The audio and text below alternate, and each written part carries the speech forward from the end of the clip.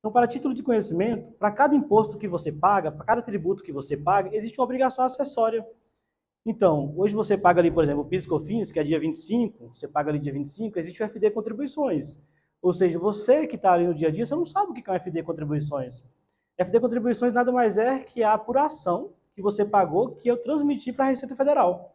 Assim como você paga o imposto de renda e contribuição, que é lá no dia 30, 31, existe a ECF, que é a consolidação do imposto de renda. Então, para vocês entenderem, quando você paga o ISS, existe a DMS ou a REST. Vocês têm que ter ciência, para cada tributo que você paga, existe uma obrigação acessória. O que a gente começou a fazer? Pô, eu vou começar a cruzar essas obrigações acessórias. Eu vou cruzar o SPED do contribuições com o SPED da ECF, vou cruzar com a ECD, e começamos a fazer esses cruzamentos. Até 2020 não existia esse cruzamento. Eu falei, cara, e quando foi recentemente, a Receita Federal começou a fazer esse cruzamento. Ficamos muito orgulhosos, eu falei, pô, nós estamos no caminho certo. Em vez de a gente buscar, ficar o tempo todo, que é normal você buscar imposto a recuperar, eu fui pelo caminho inverso. Falei, cara, eu vou tentar ver o que a empresa tem disposição e risco para que ela não sofra um auto de infração e, consequentemente, quando ela não sofre, ela reduz a carga tributária. Então, fui pelo caminho ao contrário, né? Então, só tendo essa analogia que eu falei de tributos, a gente paga tributos e não imposto, né? O imposto é um tipo de tributo, assim como tem taxas, tem contribuições, e é interessante. Então, o tributo, sim, ele engloba ali todos os taxas, contribuições e entre outros, né? Eles são cobrados para custear, e aqui é uns exemplos de impostos, o que tem. Mas onde que eu quero chegar? Que basicamente, aqui, os tributos eles são divididos em duas formas, como eu falei. A obrigação principal e a obrigação acessória. A obrigação principal é o que você paga, a obrigação acessória é que a gente transmite para os órgãos. E aí que está o X da questão. Nesses trabalhos de auditoria que a gente vem fazendo recentemente, a gente tem encontrado muitas oportunidades de empresa que tem exposições e risco. Então, cara, mais uma vez, hoje o que a gente faz é o que a Receita Federal está fazendo e vai continuar fazendo daqui para frente. A reforma tributária já é uma realidade, não tem como voltar mais atrás da reforma tributária. Então, a gente está andando lado a lado com a Receita Federal, não profisco, pelo contrário, eu estou a favor do contribuinte, deixando o contribuinte para ele não ter exposição e nem risco. Então, hoje, essas obrigações principais que vocês pagam é acobertada com a obrigação acessória, eu só tentei dar um pouco de analogia mais na frente, eu vou te mostrar. Então, esses cruzamentos que a gente faz, todos esses cruzamentos que têm informações já transmitidas, isso a gente tem que ter ciência, então tudo que você paga, tudo que você declara, já está na Receita. Ela poderia simplesmente fazer uma auditoria e cruzamento. Hoje nós sabemos que a Receita Federal não tem fiscalização necessária para fiscalizar todo mundo. Existem grupos de contribuintes fiscalizados, que a gente chama, né? Então, geralmente, empresa com faturamento é um pouco relevante, é obrigatório, por exemplo, ter auditoria, ela já tem um diagnóstico e um olhar específico da Receita Federal. Então, ela já faz esses cruzamentos. Então, o que a LOB fez? A LOB já começou a fazer esse cruzamento e todos os autos de infração do mercado, do Brasil, que a gente começou a pegar autos de infração, eu falei, pô, se a Receita Federal faz um auto ou notifica um cliente, nada mais é que uma auditoria, que um diagnóstico. Então, eu peguei o auto da Receita Federal e eu fiz um trabalho. Então, eu peguei o auto que ela fez em um cliente e eu repliquei esse mesmo simulação de um auto num possível cliente ou num possível contribuinte que possa ser autuado. Então, o risco que ela pode ter, a gente pode tentar antecipar e mostrar essa exposição e risco, né? Então, aqui só para conceituar, como eu falei, para cada tipo de imposto existe uma obrigação acessória. Se você paga imposto de renda e contribuição, que é aquele que vence no dia 30 ou 31, existe a ECF, Situação Contábil Fiscal. O PIS/COFINS, existe a FD Contribuição, o ICMS, o FD ICMS. O ISS tem a REST DMS. E todos esses tributos, esses impostos aqui, eles são declarados mensalmente pela contabilidade, através de uma declaração. Uma declaração que a Receita Federal inventou, que ela é tão redundante, mas é uma das principais obrigações que são objeto de fiscalização da Receita, que é a DCTF, Declaração de Créditos Tributários Federais. É uma coisa meio chata, mas vocês têm que entender. Imagina o seguinte, tudo que vocês pagam hoje, a contabilidade ela tem que declarar para a Receita. Tudo que vocês apuram, ela declara para a Receita. Então, imagina, o PIS/COFINS ali deu, sei lá, 50 mil reais. A DCTF vai colocar 50 mil reais a pagar, que a Receita apurou. Se ela pagou, ela já vincula no pagamento. Então, a DCTF ela é autodeclaratória. Aí que está o X da questão. A Receita Federal tem todas as informações na mão. A contabilidade, não propositalmente, mas fazendo o papel dela, ela te entrega de bandeja para a Receita Federal. Falou, tá aqui tudo que eu fiz. Para esse hospital, para essa empresa, tá aqui tudo que eu fiz. Cabe à Receita Federal fiscalizar ou não. Então, a gente já faz essa antecipação, fazendo esses cruzamentos dentre todos esses tributos. Embora alguns não se comunicam, falar, Gildo, o imposto de renda não comunica com o ICMS. Ainda não.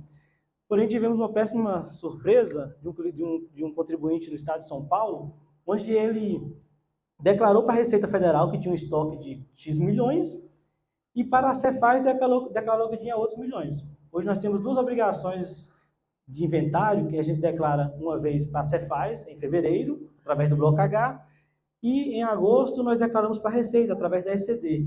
Ou seja, eu estou declarando meu estoque, né? Através do inventário. O estoque da FD tinha um valor, o estoque da ECD tinha outro valor. Começou a fazer cruzamento também a Receita Federal, agora está comunicando Receita com Estado. E do Simples já comunica, que é a parte, quando você passa cartão e não declara, as operadoras de cartão já declaram para a Cefaz, já declaram para a Receita e começou a fazer esses cruzamentos. Então, a gente está trazendo um pouco disso para tentar alertar o contribuinte, essas oportunidades que tem. Então, aqui, recentemente, por exemplo, a Receita Federal começou a cruzar os dados para evitar sonegações. E é lógico, chegando à reforma tributária, a gente tem esse receio, né, de como vai ser. Eu creio que, mais uma vez, é uma realidade, não vai voltar atrás, mas eu acredito que, infelizmente, vai aumentar o nível de fiscalização para que possa aumentar a arrecadação. Hoje nós estamos vendo o governo atual, já tem inventado várias maneiras de fiscalizar e cobrar impostos, né? Aqui não dá para ver, mas aqui é um comunicado da Cefaz, onde as operadoras de cartões, isso é automático. Você tem comércio, por exemplo, as operadoras de cartões, tal contribuinte faturou, passou no cartão 500 mil. Ela declara para a Cefaz, o contribuinte X declarou 500 mil reais recebeu nesse mês. A Cefaz ela vai fazer o cruzamento. Não, ela emitiu quanto de nota? 500 mil? Então ela faz o cruzamento, é automático. Isso aqui é automático. Então, é para a gente analisar. Aqui não dá para ver, mas depois eu vou compartilhar também esse áudio. É um contribuinte, a gente assumiu a contabilidade desse contribuinte em 2022, esse contribuinte teve experiências passadas muito ruins, onde, você lembra que eu te falei que era DCTF, que é a Declaração de Créditos Tributários Federais? Nada mais é que eu vou declarar o imposto que eu paguei. Ele fez o cruzamento com a ECF. Então, nesse cruzamento, já identificou oportunidades de fiscalização. É lógico que toda fiscalização ela vem com notificação antes. Então, essas notificações é interessante para a gente saber, de fato, onde a gente vai atuar. Então, eu falo que, cara, em todo momento, um diagnóstico tributário se faz necessário. Porque, mais uma vez, acho que todo mundo que está aqui, nunca, não sei se não vou afirmar isso, mas é bem difícil todo mundo que está aqui saber, de fato, o que é que tem. A guia que eu paguei do PiscoFins, a guia que eu paguei do Imposto de Renda, será se foi transmitida da maneira correta? Cara, muito difícil. A gente criou esse departamento de auditoria justamente para isso. Recentemente, nesse ano, fizemos uma auditoria em um grande hospital também aqui do estado de Goiás e conseguimos ajudar eles também a prever possíveis exposições e riscos, né? Isso é interessante. Aqui também tem quem é indústria, tem o mesmo áudio. Então, tudo isso aqui, depois vocês vão ver o material, todos esses materiais são materiais verídicos. É lógico que eu não expus nenhum cliente, é chato, né? Então não vou fazer isso. Mas é para vocês entenderem que isso é real, isso é realidade. Esses diagnósticos, esses cruzamentos que hoje existem, eles vão se intensificar. Então, nada melhor do que você antes fazer o dever de casa. Mais uma vez, será se o que eu estou pagando é o que está sendo transmitido? Isso é a interrogação que eu coloco na mesa, baseado nos fatos que nós estamos trazendo aqui. Então, aqui são vários exemplos que eu quis trazer. Análise de NCM, análise de estoque, a gente faz esses cruzamentos tentando ajudar. Tanto na esfera federal, PiscoFins, Imposto de Renda, quem é do Simples Nacional também, e a parte do ICMS também. Aqui é um pouco dos números da gente. A gente tem um braço muito forte, que é a parte tributária. A gente ajuda muito os clientes a identificar oportunidades tributárias, seja de impostos recuperados, ou seja de evitar autuações com base no diagnóstico, prever, né, as exposições que o cliente tem, as exposições que possam gerar risco, nós fazemos isso. Nós temos gestão de mais de 4 mil colaboradores, a gente cuida de mais de 4 mil colaboradores e dos clientes, temos mais de 500. Como eu te falei, a gente está atuando em basicamente quase todo o território nacional, com as unidades em Brasília, São Paulo e agora no estado do Pará nós estamos abrindo também. Aqui alguns dos clientes, eu trouxe só 4 cases aqui para comprovar o que a gente está falando, né? Nem todo cliente permite a gente apresentar case, divulgar, mas eu trouxe 4 cases desse ano que eu achei muito interessante. O primeiro foi a Nutrifica. A Nutrifica é uma empresa de nutrição parenteral de Brasília. A Nutrifica, uma das sócias, que é a Paula, quando a gente foi contratado, ela foi bem clara, dizendo que tinha a intenção de possivelmente vender a Nutrifica. Quando a gente sabe para onde quer ir, fica mais fácil, né? Foi o que aconteceu com esse cliente. Falou, não, eu quero ser vendido, então vamos preparar para ser vendida essa empresa. O Grupo Vivio entrou em contato com a Nutrifica e começamos o processo. Isso aqui é informação pública. Vocês colocam na internet, compra da Nutrifica, vai aparecer. Foi uma operação que resultou em 22 milhões de reais, a Nutrifica.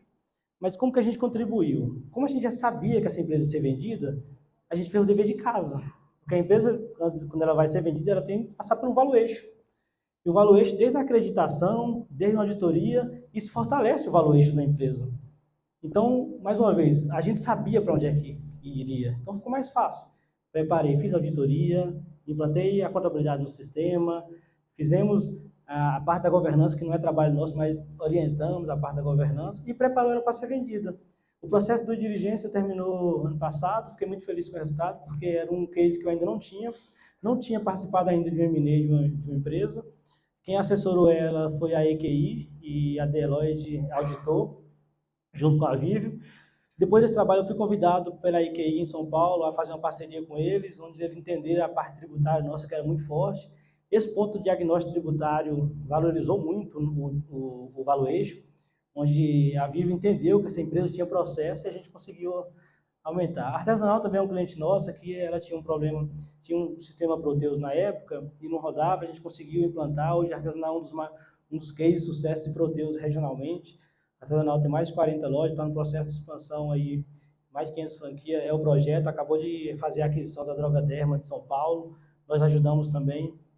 A Maeve é um dos clientes que nós fizemos como case de caso, case de sucesso dos últimos 2 anos, é uma empresa que está em franco crescimento. A pandemia, como todo mundo, surfou a onda muito bem em alguns determinados assuntos, ajudamos na parte de estruturação, abrimos uma filial em Brasília, conseguimos reduzir um pouco da parte do CMS, PIS, COFINS, a gente fez esse case também.